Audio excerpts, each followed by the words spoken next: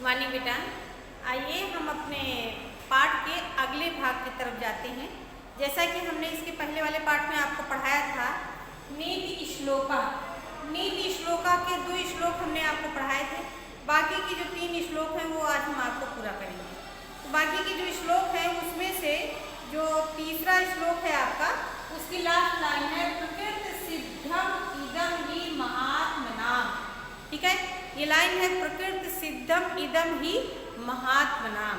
इस लाइन का अर्थ है प्रकृति सिद्धम, प्रकृति द्वारा सिद्ध है, इदम यह क्या महात्मनाम। प्रकृति का मतलब होता है स्वभाव। ठीक है, प्रकृति का अर्थ होता है स्वभाव। सिद्धम मतलब सिद्ध किया गया है, इदम यह महात्मनाम महात्माओं का यह स्वभाव बताया गया है। ठीक है, लास्ट लाइन है आपकी महात्माओं का, ये देखिए महात्माओं का यह स्वभाव, इदम मतलब यह, प्रकृति मतलब स्वभाव, सिद्ध मतलब बताया गया है। महात्माओं का यह स्वभाव बताया गया है। क्या स्वभाव बताया गया है?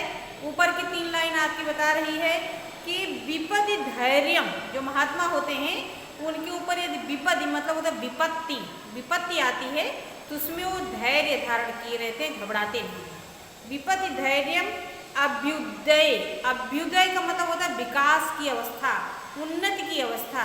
जब उनकी उन्नति की अवस्था होती है तो क्षमा, उस समय वो जब बहुत ऊंचे पोजीशन पर होते हैं, कहने का मतलब उसके बाद भी उनके अंदर क्षमा की भावना रहती, लोगों को क्षमा कर देते हैं। सदस्य वाक्पटुता, सदस्य का मतलब होता है सभाओं में, किसी भी सभा में कई लोगों के बीच में वाक मतलब होता है वाणी, पटुता मतलब कुशलता, अपनी बात को अच्छे तरीके से कह पाते हैं। लोगों के बीच में वो अपनी बात को अच्छे तरीके से कह लेते हैं। ठीक है, युद्ध विक्रमा, युद्ध मतलब होता है लड़ाई, विक्रम मतलब पराक्रमशील होते हैं। सत्य की विजय के लिए जब लड़ाई होती है तो वो पराक्रमी होते हैं, विजेता होते हैं, वो विजय को प्राप्त करते हैं। यशस्वी चा अभिरुचि, चा का अर्थ होता है और, यशस्वी मतलब यश प्राप्ति में, चारों तरफ उनकी तारीफ हो, यश हो। अभिरुचि, रुचि मतलब होता है इच्छा, उनकी इच्छा होती है। उनकी इच्छा क्या होती है?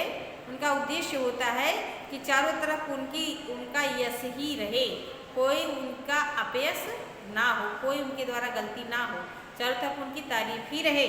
व्यसनम श्रुतौ, व्यसनम मतलब आदत, उनकी आदत होती है। श्रुतौ का मतलब होता है कि वेद, श्रुतौ का मतलब होता है अच्छे अच्छे ग्रंथों को सुनना, अच्छी अच्छी बातों को सुनने का उनका व्यसन होता है।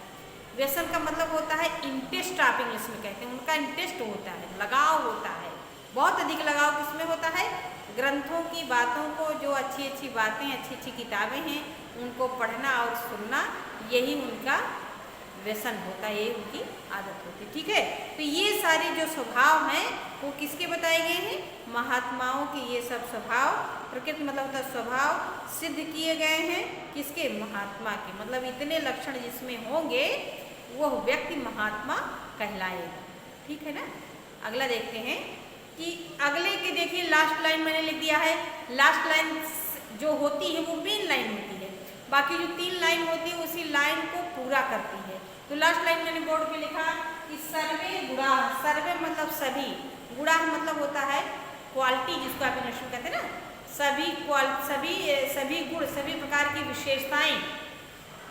कांचनम आश्रयन्ति, कांचन मतलब होता है धन दौलत, कंचन मतलब होता है सोना। ठीक है, सोना मतलब धातु, ये नहीं सो जाना, धातुएं जो होती है ना, गोल्ड जिसे आप कहते हैं, और कंचन का अर्थ होता है गोल्ड, और यहाँ प्रतीकात्मक अर्थ है कि धन दौलत। सभी गुण धन दौलत का आश्रय लेते हैं, ये लाइन कह रही है सभी प्रकार के गुण धन दौलत का आश्रय लेते हैं। अब इसका अर्थ यह है कि जिसके पास धन दौलत होती है, संपदा होती है, वही उसी को सभी लोग अच्छा कहते हैं। ठीक है ना। तो कोई कितना भी गुणवान होगा, बुद्धिमान होगा, समझदार होगा, यदि उसके पास धन नहीं है तो लोग उसका महत्व नहीं देते हैं। तो किसका महत्व देते हैं? जिसके पास धन होता है।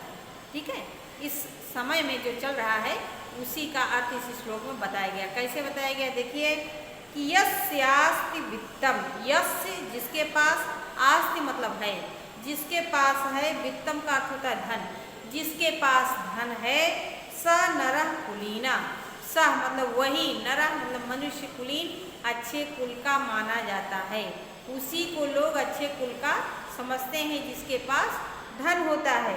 सह पंडिता, और उसी व्यक्ति को लोग पंडित भी कहते हैं। सह श्रुतवान गुणज्ञ, वही वेदों का ज्ञाता भी माना जाता है और उसी को लोग कहते बहुत गुणवान है, बहुत अच्छे हैं, बहुत बुद्धिमान हैं। सा यो वक्ता, और वह यदि कहीं बोलता है तो उसकी बात पर लोग ताली बजाते हैं कि बहुत अच्छा बोले, बहुत अच्छा बोले। किसकी बात पर? जिसके पास धन होता है। तो सच दर्शनीय, क्या मतलब और उसी को दर्शनीय मतलब देखने योग्य माने सुंदर, और उसी को लोग कहते हैं बहुत सुंदर लग रहे हैं। किसको कहते हैं कि सर्वे गुण कांचनम आश्रयते, अर्थात व्यक्ति का सारा गुण धन का आश्रय लेता है। कहने का तात्पर्य जिसके पास धन होता है उसी की तारीफ होती है। ठीक है, आपका लास्ट श्लोक है। लास्ट, अब किसी श्लोक को हम बार बार इसलिए नहीं रिपीट कर रहे हैं क्योंकि ये आपके पास परमानेंट है, जितनी बार चाहें उतनी बार आप पढ़ सकते हैं, इसलिए रिपीट नहीं कर रहे हैं। लास्ट वाला श्लोक है, उसकी आखिरी लाइन है सन्मित्र, सन मतलब सच्चा, सत्य शब्द जुड़ करके सन हो गया है। सच्चा मित्र का लक्षण इदम यह निगदंत कहते हैं संत महात्मा, अर्थात सच्चे मित्रों का लक्षण इस प्रकार से महात्मा लोग बताते हैं। अब देखिए सच्चे मित्रों का लक्षण इस श्लोक में बताया गया है।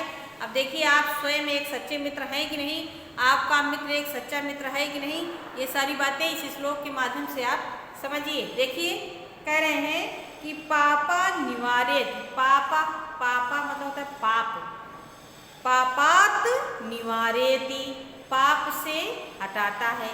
पाप का मतलब होता है गलत कर्म। जो अच्छा मित्र होता है वह अपने मित्र को गलत कर्म करने से रोकता है। निवारण करने का मतलब होता है रोकना। ठीक है, योजते मतलब जोड़ना, हिताय, जो उसके हित का काम होगा वह करने के लिए उसे समझाता है, अच्छे काम करने के लिए उसे प्रेरित करता है।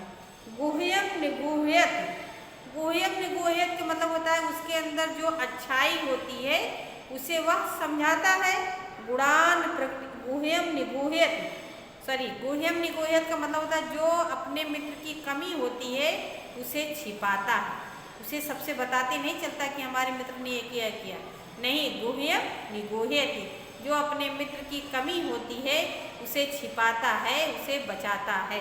ठीक है, गुणान प्रकटी करोति, गुणान मतलब गुणों को, अच्छाइयों को, प्रकटी करोति बताता है, सभी लोगों से अपने मित्र की अच्छाई ही बताता है, उसकी कमी को छिपाता है और उसे समझा देता है कि तुमसे गलती हो गई, लेकिन सबसे नहीं कहता है। ठीक है, आपद गतम, आपद मतलब होता है विपत्ति के समय में, आपद आगतम, जब विपत्ति मित्र के ऊपर आ जाती है, चन जहात, और करें, और जब मित्र के ऊपर विपत्ति आ जाती है, न जहाती, जहाती मतलब छोड़ना, तो उसका साथ छोड़ता नहीं है।